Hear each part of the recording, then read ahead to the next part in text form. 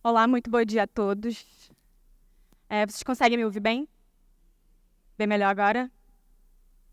Bom, tem mais de um mês que a gente tem se preparado para estar aqui. Queria agradecer muito a minha mentora, a Thay, que me acompanhou nesses últimos meses, de preparação para a gente entender o que a gente ia trazer para esse espaço, para esse palco.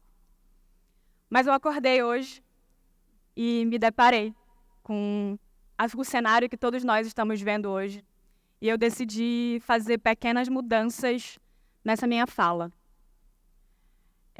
A Nina Simone, que é uma cantora americana que muitos aqui devem conhecer, ela fala que o artista ele deve refletir o seu tempo.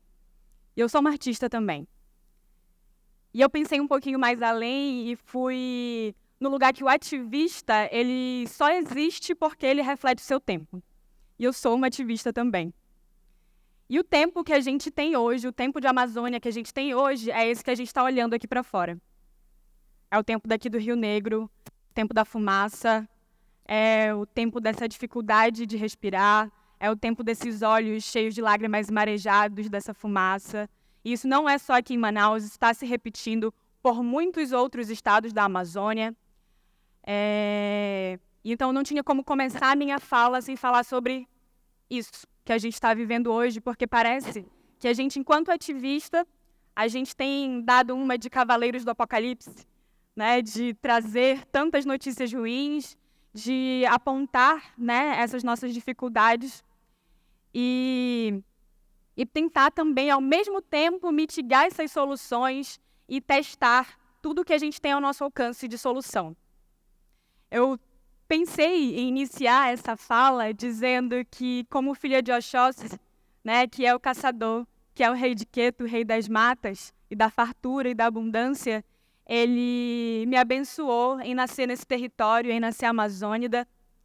E, ao mesmo tempo, que vim contar a minha história também, porque enquanto território, enquanto pessoa amazônida, a nossa história ela se confunde com o território amazônico.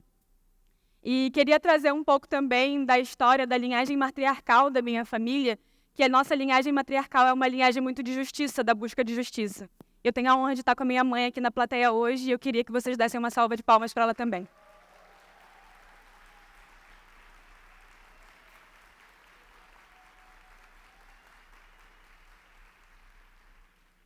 E eu consigo lembrar também das vezes em que a minha avó paraense, quando ia nos visitar em Macapá, no Amapá, ela trazia toda uma carga de eco-ansiedade com ela, porque é uma casa que ela é na beira do Rio Amazonas, e o Rio Amazonas ele foi meu quintal enquanto eu crescia e ele é até hoje.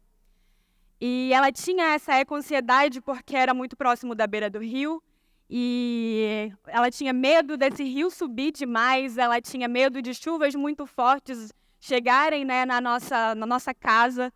E aconteceu algumas vezes de vento, de ventanias levarem o telhado da nossa casa. E ela vinha também de uma casa em Belém do Pará, onde muitas vezes alagava, porque é um terreno que foi aterrado, assim como em diversos outros territórios da Amazônia, das cidades onde a gente aterra os nossos rios e ignora os nossos rios para tentar viver como são outras cidades fora daqui do Brasil e tenta mimetizar esse desenvolvimento que muitas vezes é diferente do que é para nós.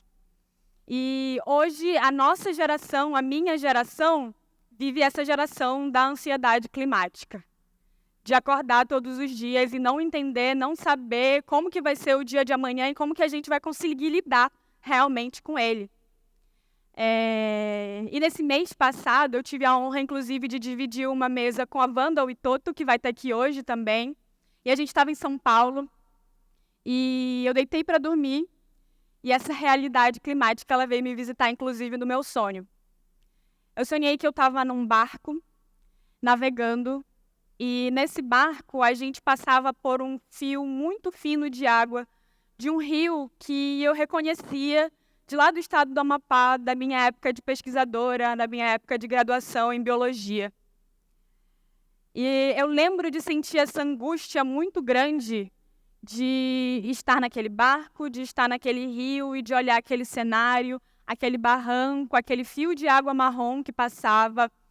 E e acordar muito ansiosa para mais um dia que eu tinha que abrir o computador e trabalhar e fazer planejamento e captação para a organização da qual eu sou diretora hoje em dia, que é o Instituto Mapinguari.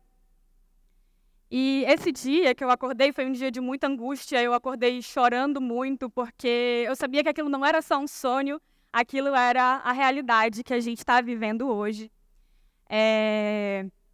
E muitas vezes, quando a gente acompanha esse processo de COPs, que são as conferências mundiais sobre o clima, né, como foi citado aqui anteriormente também pelo prefeito de Paragominas, a gente fala sempre da palavra ambição, que nós precisamos ser ambiciosos nas nossas ações climáticas.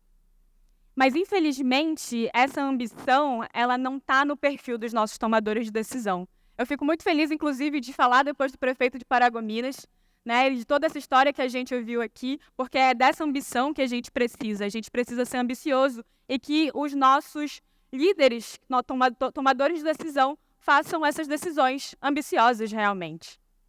Mas o perfil majoritário que a gente tem hoje das nossas lideranças mundiais não é esse perfil de ambição. O perfil da ambição, ele está em nós. Ele está nas comunidades que estão vulnerabilizadas pela emergência climática. Ele está nas comunidades lideradas por mulheres, nas comunidades agroflorestais, nas comunidades indígenas, nas comunidades quilombolas, periféricas, porque são essas comunidades que realmente precisam enfrentar a emergência climática no seu dia a dia e encontrar, muitas vezes sem recursos, qual que é a solução que elas vão poder ter para conseguir enfrentar mais um dia e conseguir ter alimento na sua casa, na sua mesa. E esse é um convite para pensar essa ambição, assim como Maria Carolina de Jesus falava, né, que o país precisa ser governado por alguém que passa fome. A gente também precisa que as tomadas de decisão em relação ao clima sejam tomadas por quem está enfrentando a emergência climática, na linha de frente. E eu, hoje, no dia 4 de novembro que nós estamos aqui, estou há 10 dias de completar o meu aniversário de 28 anos. Daqui a exatos 10 dias, no dia 14 de novembro. E estou me preparando para ainda esse mês ir para a 28ª Conferência do Clima, a COP28, que vai acontecer esse ano, inclusive, em Dubai.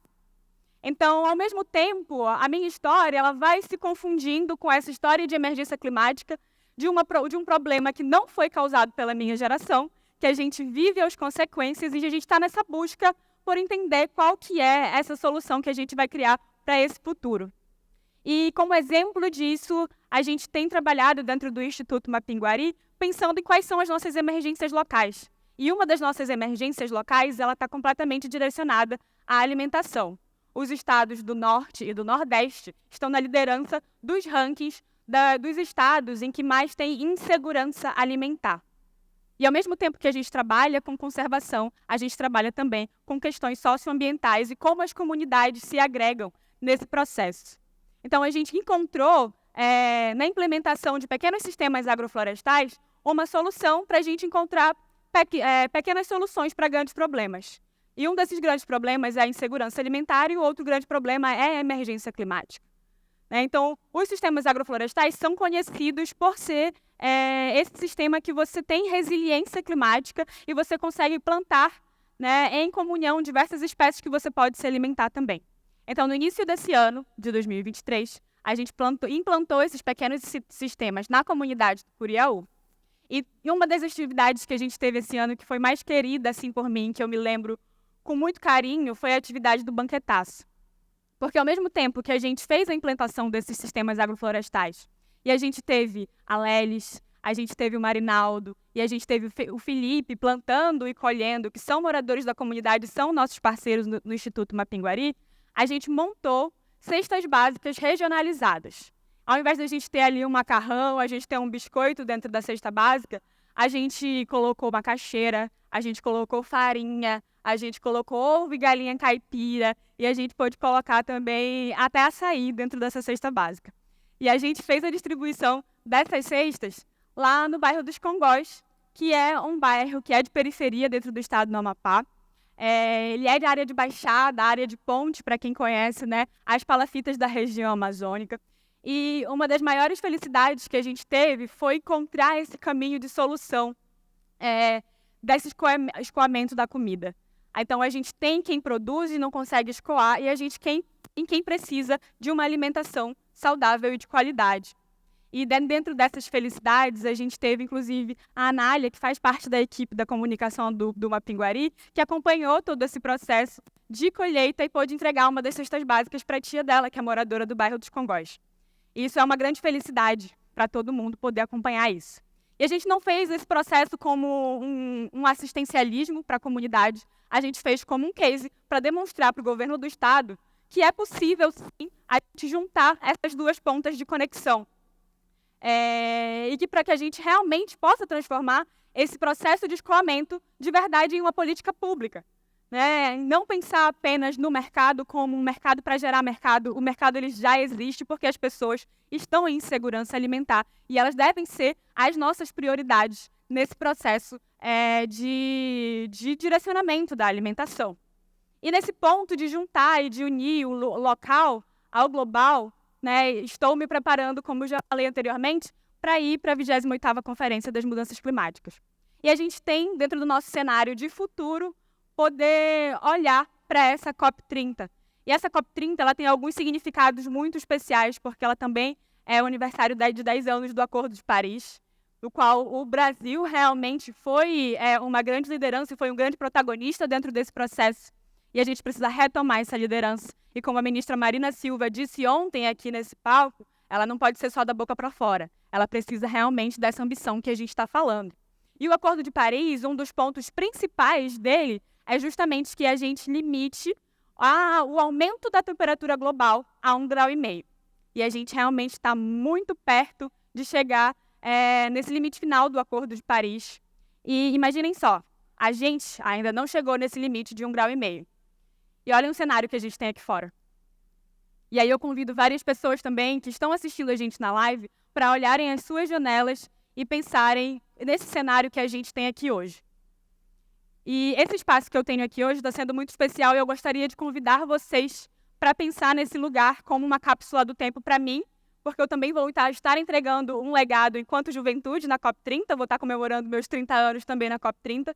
E o legado que eu gostaria de deixar é esse legado da ambição, dessa ambição que está nas margens. E tenho 3 pedidos especiais para que a gente pense e brigue por ele por esses próximos 2 anos. E o primeiro ponto que eu quero deixar na minha cápsula do tempo é justamente a gente não chegar nesse processo de overshooting, como muita gente chama nesses processos internacionais. Eu quero que a gente não negocie de novo esse número de 1,5 graus, porque esse número de 1,5 graus, ele significa a vida e a qualidade de vida das pessoas. E os meus outros 2 pedidos para a minha cápsula do tempo, junto com vocês, são justamente possíveis soluções para a gente enfrentar essa não passagem do 1,5 graus. E o segundo deles é que a gente não abra novas fronteiras de exploração de combustíveis fósseis, porque elas são responsáveis por 70% das emissões globais. E principalmente em lugares sensíveis, como a região amazônica. Então, que a gente barre essa nova abertura de novas fronteiras. E o meu terceiro pedido para a minha cápsula do tempo é justamente que a gente coloque todos os nossos esforços, e isso inclui também financiamento, nas populações que são as verdadeiras populações ambiciosas, que são as populações das margens. Muito obrigada por compartilhar esse espaço comigo, e eu gostaria de fazer um último pedido para honrar essa linhagem matriarcal que a gente tem hoje aqui. Eu vou pedir para vocês baterem palmas junto comigo e entoarem o Ladrão de Marabaixo, que o Ladrão de Marabaixo é a expressão afro-mapaense que a gente tem, e um Ladrão de Marabaixo que é muito especial para mim. Queria só entregar aqui. E eu vou começar e vocês vão continuar junto comigo. E o Ladrão de Marabaixo diz assim: ô viva eu, viva minha mãe também. Ô viva eu, viva minha mãe também. Ô viva eu, viva minha mãe também. Ô viva eu, viva minha mãe também. Viva Maria do céu, mãe do céu, lá em Belém. Maria do céu, mãe do céu, lá em Belém. Muito obrigada.